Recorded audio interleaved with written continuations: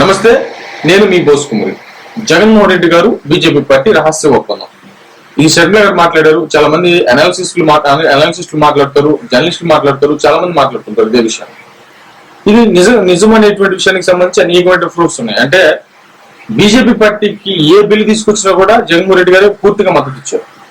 మామూలుగా అయితే BJP party అంటే మైనారిటీలకి, అదే విధంగా దళిత సామాజిక వర్గాలకి, క్రిస్టియన్స్ విధానానికి నచ్చదు, సమస్య లేదు దాంట్లో. కానీ ఈ క్రిస్టియన్స్ కి, మిగతా మైనారిటీ కొంతమందికి ఈ జగన్మోహన్ రెడ్డి గారు అంటే చాలా ఇష్టం. ఆయన ఏం కలర్ కోటింగ్ ఇస్తారు, అసలు బీజేపీ మాకు సంబంధం లేదనేటువంటి విధంగానే మాట్లాడతారు. కానీ బీజేపీ పార్టీ అంటే జగన్మోహన్ రెడ్డి గారికి చాలా ఇష్టం. ఆయన ఎక్కువ చేర్చుకున్నారు, వాళ్ళు చేర్చుకున్నారు, వీళ్ళు వెళ్తాడు. ఎందుకంటే వాళ్ళకి కావాల్సింది ఒకటే, కాంగ్రెస్ పార్టీని వ్యతిరేకిస్తే చాలు. ఇప్పుడు ఇలా ఎందుకు ప్రచారం జరుగుతుంది అనేటువంటి విషయం చూస్తే, ఇప్పుడు బీజేపీ పార్టీ జగన్మోహన్ రెడ్డి గారిని ఖచ్చితంగా ఓన్ చేసుకుంది కాబట్టి ఇన్ని సంవత్సరాలైనా, ఇప్పుడు ఆయన ప్రధానమంత్రి అంటే మోదీ అంటే బీజేపీ పార్టీ మళ్ళీ గెలిచి 2 సంవత్సరాలు అయినా కూడా జగన్మోహన్ రెడ్డి గారు ఇంతవరకు ఆయన కేసులు ముందుకు తీసుకెళ్లలేదు, ఆయన మీద ఎలాంటి యాక్షన్ తీసుకోలేదు. మళ్ళీ వివేకానంద రెడ్డి గారి హత్య కేసు కావచ్చు, చాలా విషయాలు ఉన్నాయి. వీటన్నిటిలో కూడా ఎక్కడా కూడా కేంద్రం తలదూర్చేటువంటి కార్యక్రమం చేయలేదు.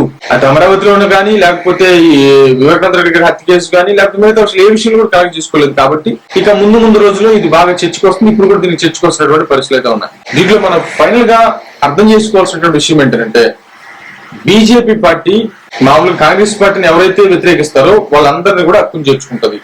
దీంట్లో సెక్షనే లేదు. అటు జగన్ గారు కానీ, పవన్ కళ్యాణ్ గారు కానీ, లేకపోతే చంద్రబాబు నాయుడు గారు కానీ, ఎవరైనా సరే. చంద్రబాబు నాయుడు గారు ఒకసారి కాంగ్రెస్ దగ్గరికి వెళ్లారు ప్రత్యేక హోదా విషయంలో, రాహుల్ గాంధీ గారిని కలిశారు, ఢిల్లీలో మీటింగ్ పెట్టారు, కాంగ్రెస్ కి సంబంధించిన నాయకులను పిలిచారు. కాబట్టి బీజేపీ పార్టీకి వాళ్ళు చంద్రబాబు నాయుడు గారిని దూరం పెట్టేసింది. కానీ పవన్ కళ్యాణ్ గారు వాళ్ళని బతిలాడి, రాష్ట్రం కోసం ప్లీజ్ అని బతిలాడితే అప్పుడు చంద్రబాబు నాయుడు గారిని ఎన్డీఏలో కలుపుకోవడానికి బీజేపీ పార్టీ ఒప్పుకున్నటువంటి పరిస్థితి ఉన్నాయి. ఈ రిజల్ట్స్ వచ్చిన తర్వాత ఇంకా దాన్ని ముందుకు తీసుకెళ్లేటువంటి ప్రయత్నం. మీరు ఏదో ఒకటి ఖచ్చితంగా గుర్తుపెట్టుకోండి.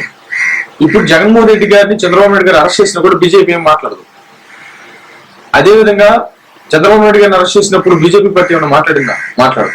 ఈ ముగ్గురు ఖచ్చితంగా కావాలి బీజేపీ పార్టీ. Simple logic. ఎందుకంటే రేపు జగన్మోహన్ రెడ్డి గారి సీఎం గారు అనుకోండి, ఎవరికి మద్దతు ఇస్తారు? బీజేపీ పార్టీకి. రేపు మళ్ళీ కూటమి అధికారంలోకి వచ్చిందని ఎవరు మద్దతు ఇస్తారు? బీజేపీ పార్టీకి. కాబట్టి ఇద్దరు మిత్రులే వాళ్ళకి. ఇద్దరిని ఎవరు పోగొట్టుకోరు. ఒకరి మీద ఒకరు చేసేటువంటి ప్రయత్నాలు ఏమి ఉండవు. కాకపోతే దీన్ని అడ్డం పెట్టుకొని సొంత లాభాలు చూసుకోవడం కంటే, బీజేపీ పార్టీలు అందరూ మాట్లాడతారు కంటే, రాష్ట్ర ప్రయోజనాల మీద దృష్టి పెట్టగలిగితే రాష్ట్రం త్వరగా అభివృద్ధి చెందుతుంది. అంతే. ఇప్పుడు వీళ్ళు చేసినటువంటి పని అదే. మరేదో చూడండి.